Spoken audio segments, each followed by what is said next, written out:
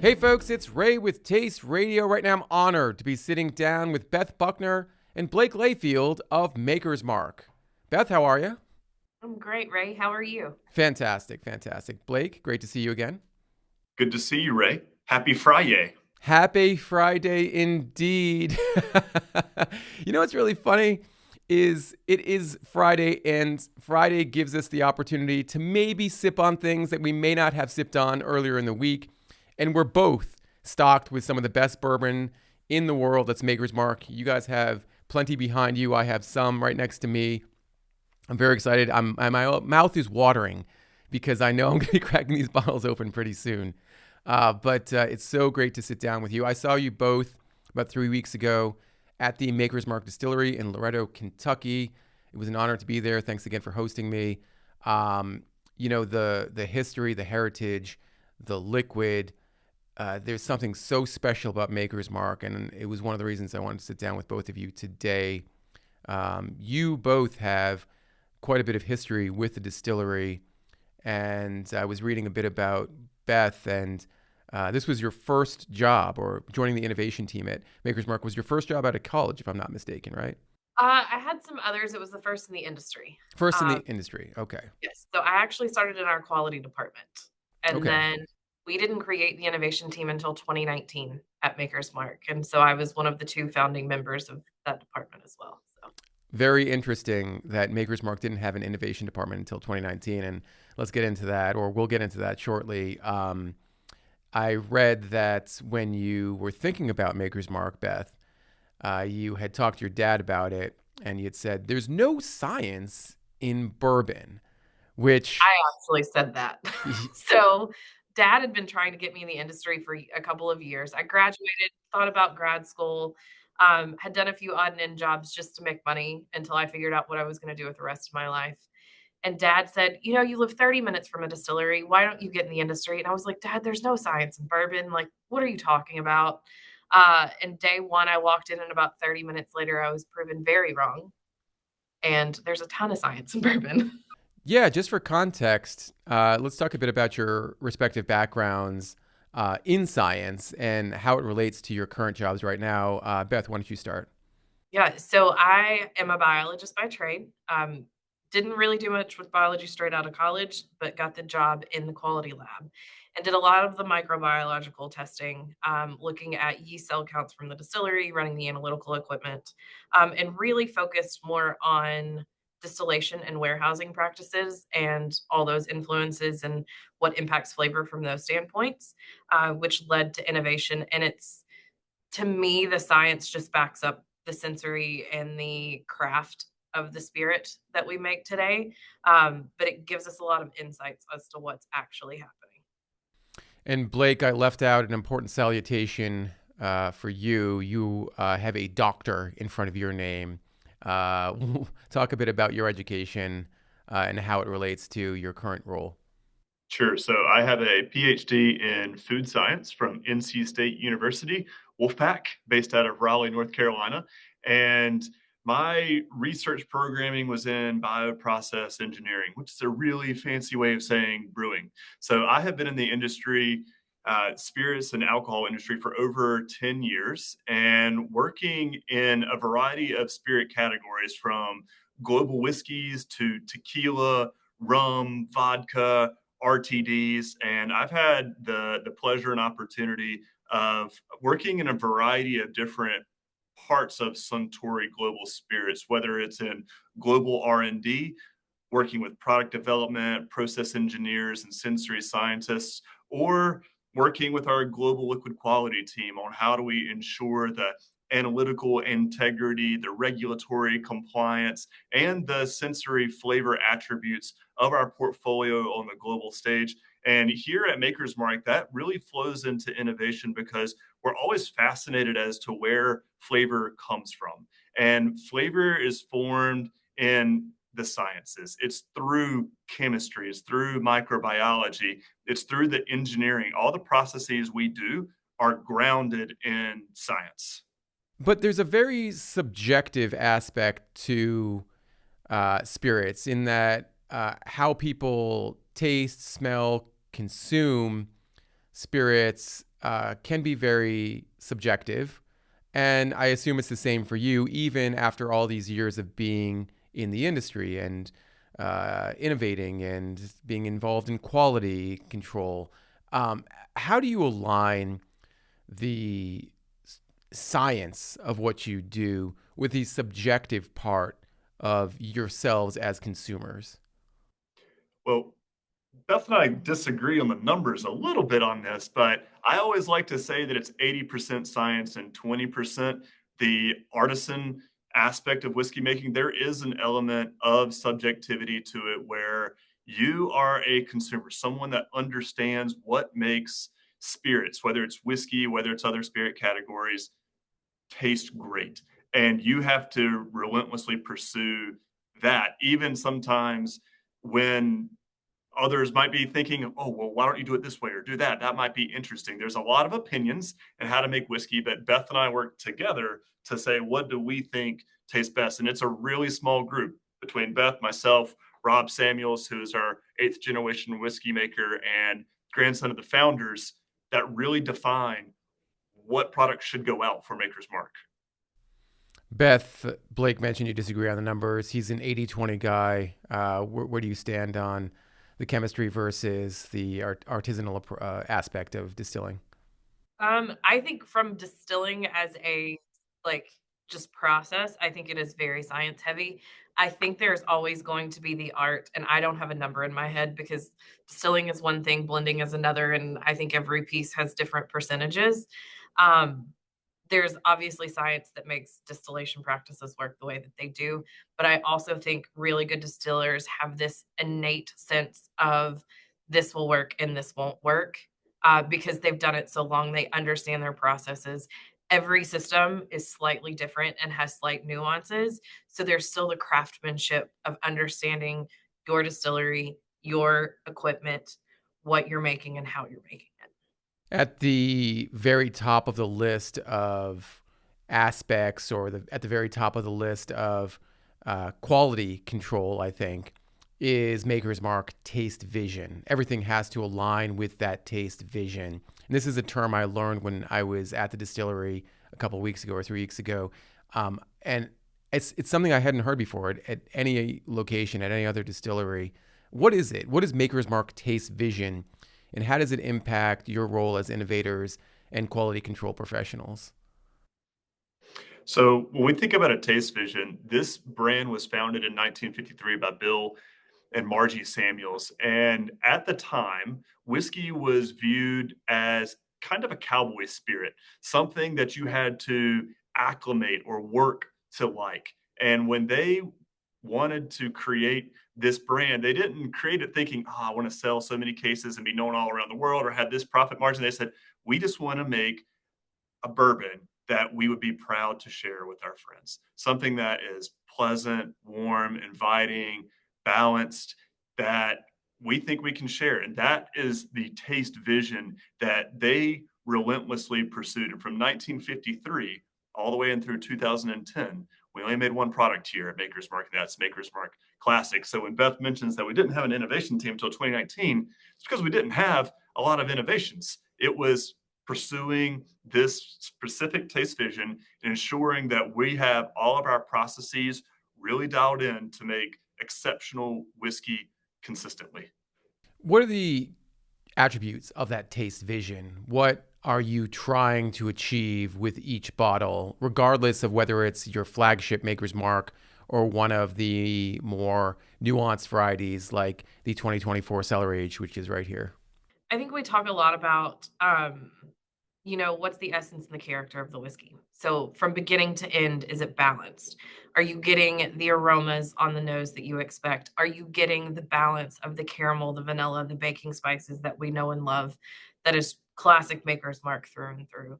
And because everything from an innovation standpoint actually starts as cast strength Maker's Mark, ensuring that is consistent every single day is our number one priority.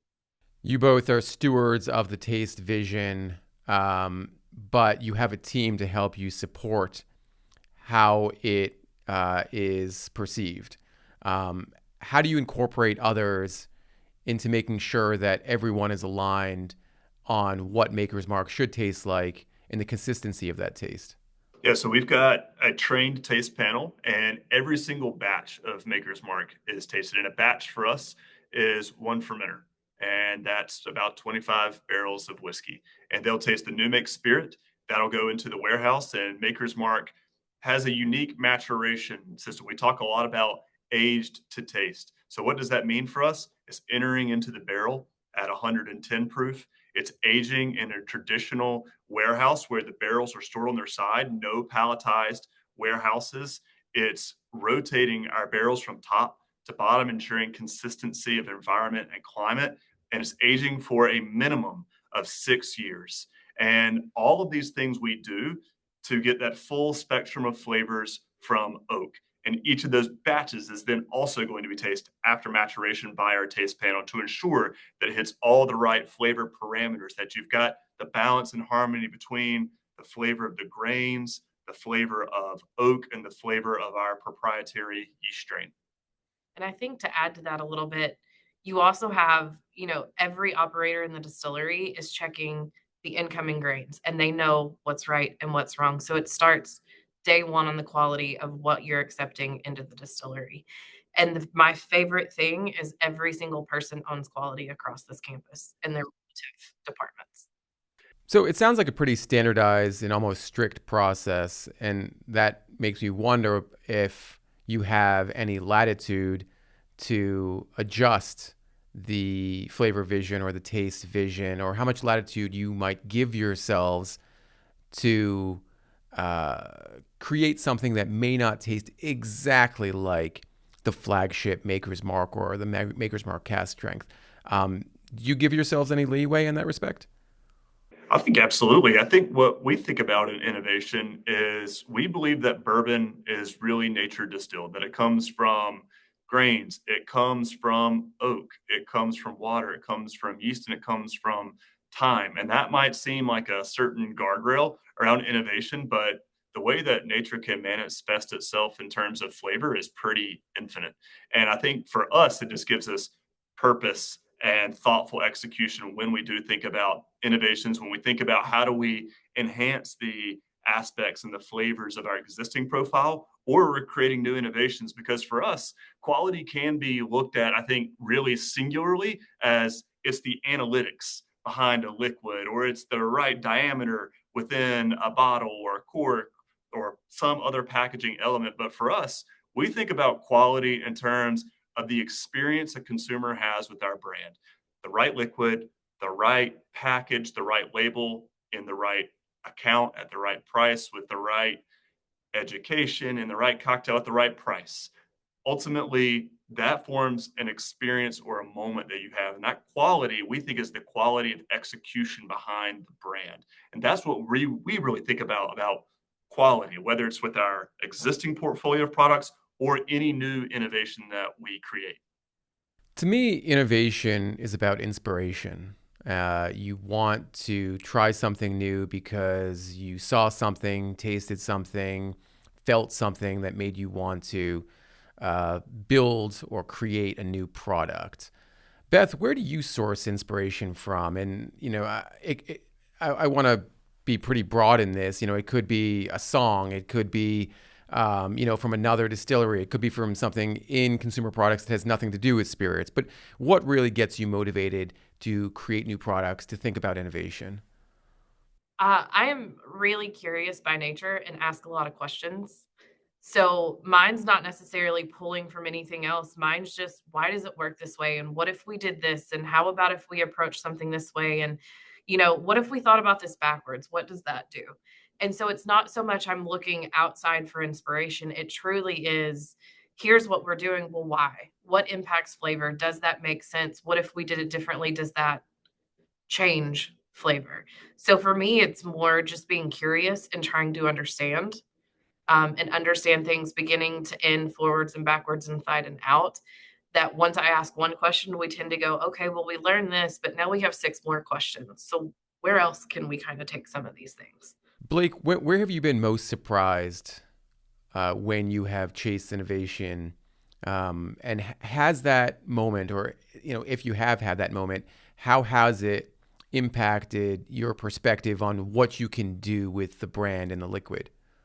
I think for us, the commitment to innovation has really always been rooted in our founders' values to have a really deliberate approach that is focused on creating products that are going to enhance that overall experience at Maker's Mark that I talked about, but without compromising our core principles. From the introduction of Maker's Mark 46 to our more recent focus on sustainable practices like regenerative agriculture or a zero landfill distillery. Our innovation strategy is always driven by commitment to quality, purpose, and long term brand proposition. I see a lot of brands that focus on the flavor of the moment, doing something just like everyone else. And that's not necessarily what our innovation strategy is meant to do. And that has really allowed us to create award winning products like Maker's Mark Cellar Aged, one of the bottles you have just in front of you, that resonate with consumers while also contributing to a more sustainable future. You touched on something there, Blake, and this. I don't want to call it a moment of contention, but I do feel like it was a moment where you felt really strongly about the desire to stay focused on what Maker's Mark is and what it's all about. And I'm talking about when we were all sitting down in your innovation lab a few weeks ago, and I had asked about Maker's Mark, the potential for Maker's Mark to introduce an RTD. And I said that because that seems to be where consumers are looking for new products and try new products and get them interested in brands they may not have considered in the past. I think about, like, I'll just say it, Jack Daniels and Coca-Cola. There's an RTD out there now. I wouldn't typically compare Jack Daniels and Maker's Mark, but you know what I'm saying here.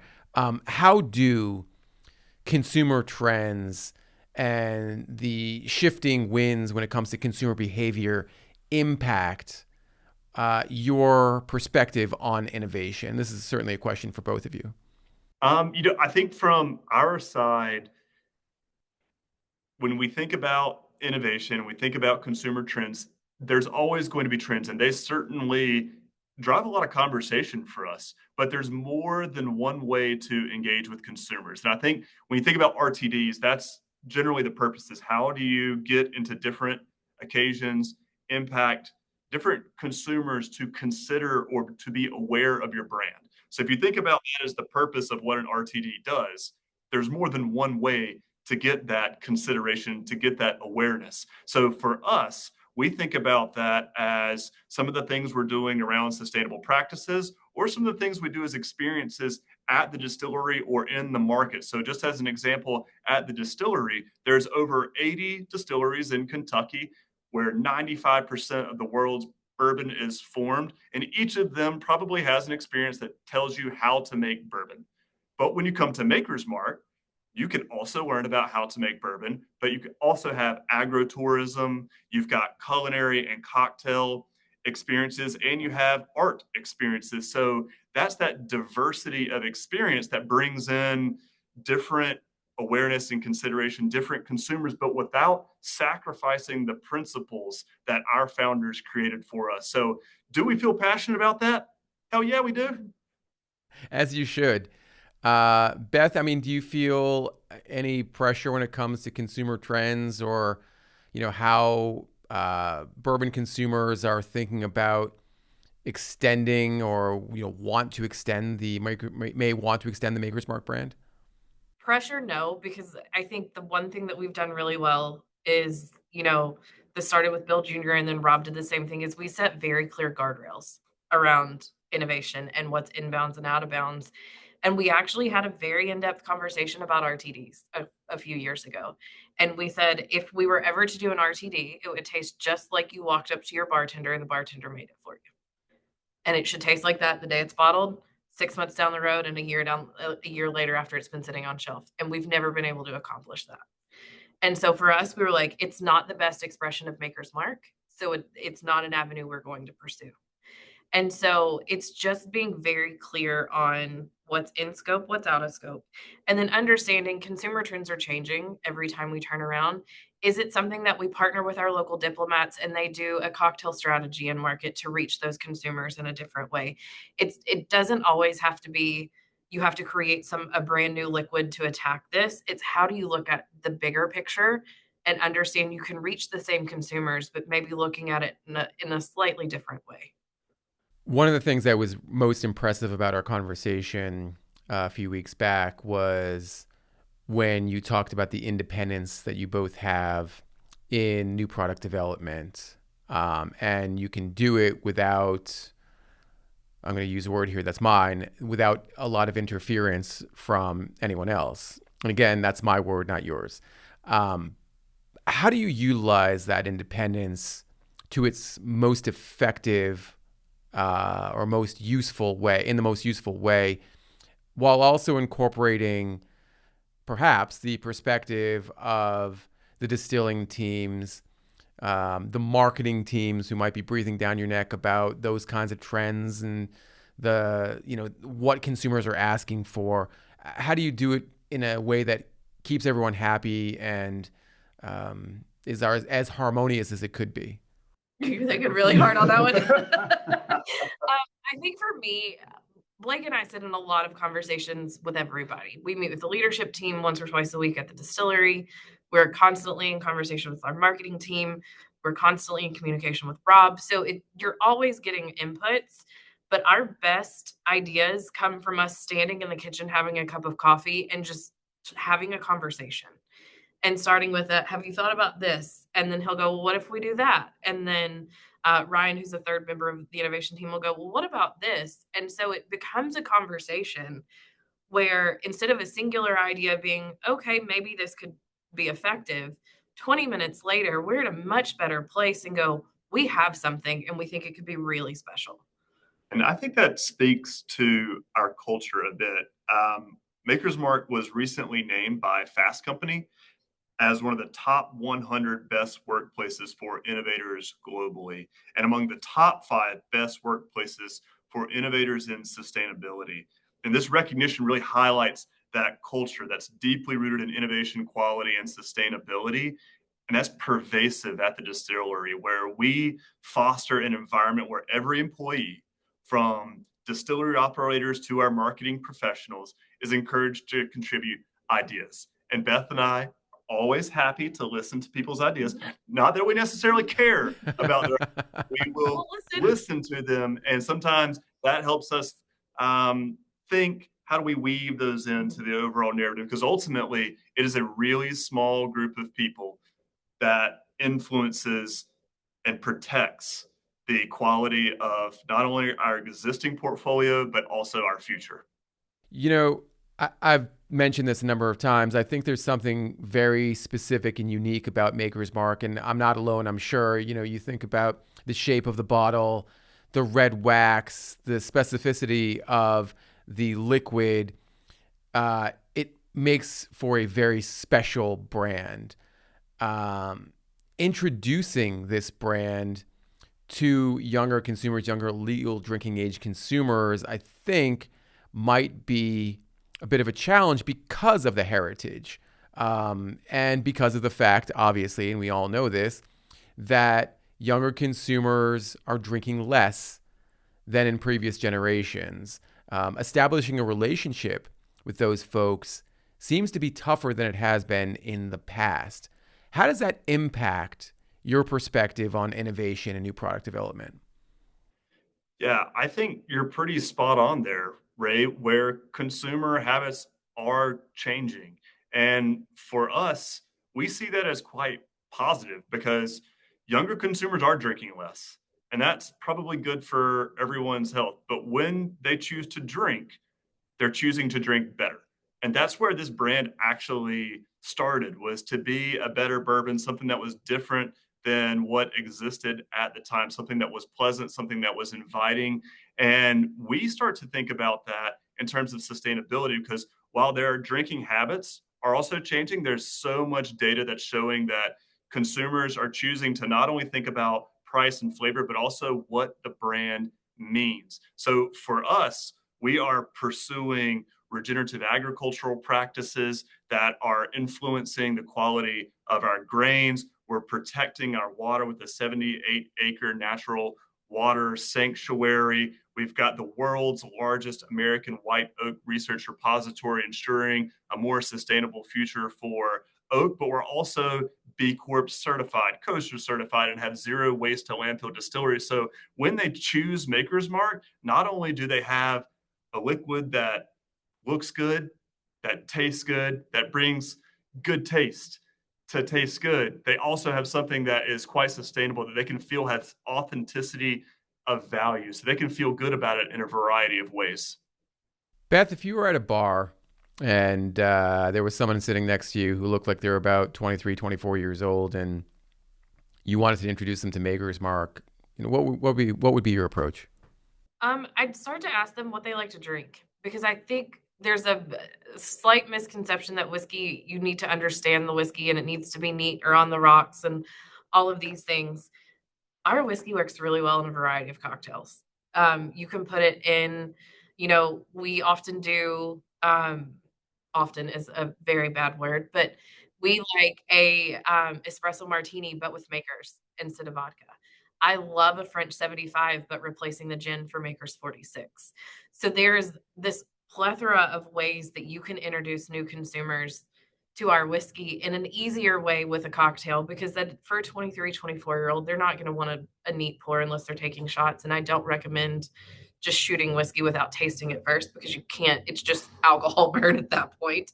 But there's ways to introduce them to our whiskey that is approachable and an easy road in, versus just going, you should drink this neat, or you should just put it on ice and enjoy it that way.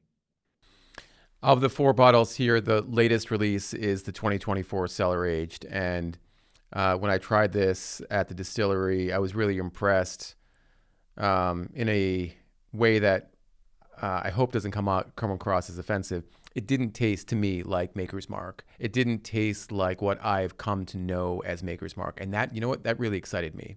It told me that the innovation team, you guys, are willing to try something that people who are loyal Maker's Mark consumers are not expecting and might be a little turned off by.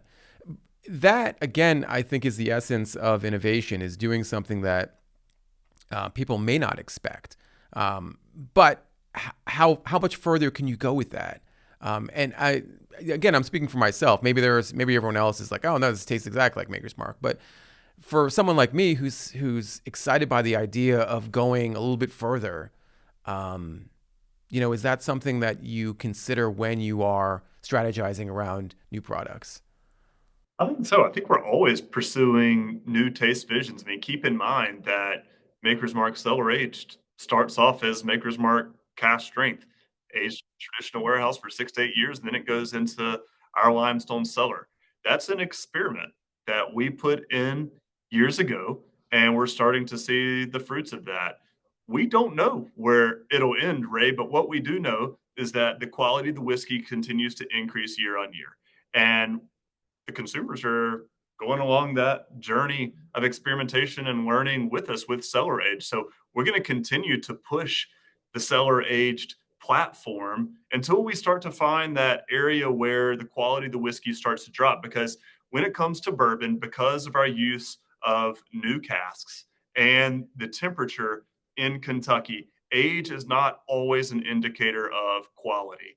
And this is especially important for customers and consumers that are so used to Scotch that can have huge age statements. Just really important to remember that they can use used casks and they have a much cooler climate. So the impact of the cask is much, much different. So yes, you can get those big age statements, but that's not necessarily what you should be looking for in bourbon. You should be looking for that harmony and that balance. It should be something that you don't have to work to like, just like our founders wanted. So while this might be different for you and like what you expect out of Maker's Mark, it's still within our founders' overall vision and ethos of something that is pleasant, inviting, that you would be proud to share with your friends.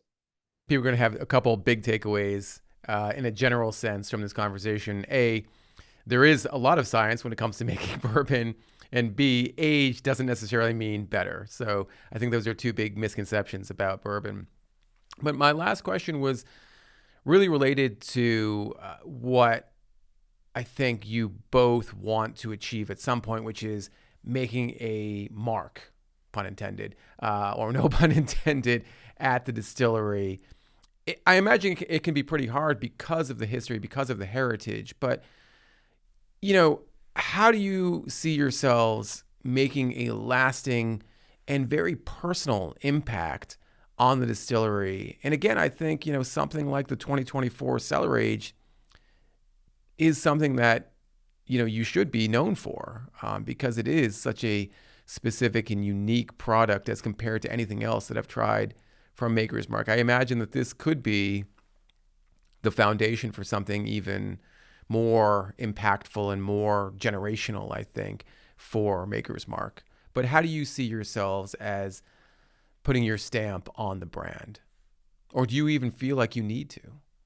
Personally, I don't. I think for me, especially, um, I've been at Maker's Mark for 11 years and I've loved all 11 years of it, but there were a lot of people before me that put in work to allow me to do what we're doing today. So it's just continuing that path for the next generation that's going to follow. But my biggest thing is, what Rob and Bill task us with every day is protecting Maker's Mark and the taste vision of everything. So if when I leave, it's in a better place than when I started, it's exactly what I meant to do. I think Beth nailed it. Our real job as distillers and as blenders is to create great products now, but those products were probably laid down by someone else. So we want to do the same for them and lay down great inventory, create great new make spirit to not only create the future's innovations, but also to protect the qualities that already exist in Maker's Mark and to really ensure we've got all the science behind why do we do the things we do, connect that to flavor so that next generation can continue to build on where we left off. Outstanding. I think it's time for me to crack one of these open, but I don't know if I should do it on camera. Beth, Blake, this has been such a fabulous conversation. Thank you once again for joining me on Taste Radio, and look forward to meeting up again whenever we can in the future. Come back anytime, Ray. Thank you, Ray, for having us. And to any of your listeners, if you ever find yourselves in Kentucky, please come visit us at the distillery. We'd love to see you. Yeah, I'll double down on that. Once again, thanks, Blake. Thanks, Beth. Thanks, Ray. Cheers. Cheers.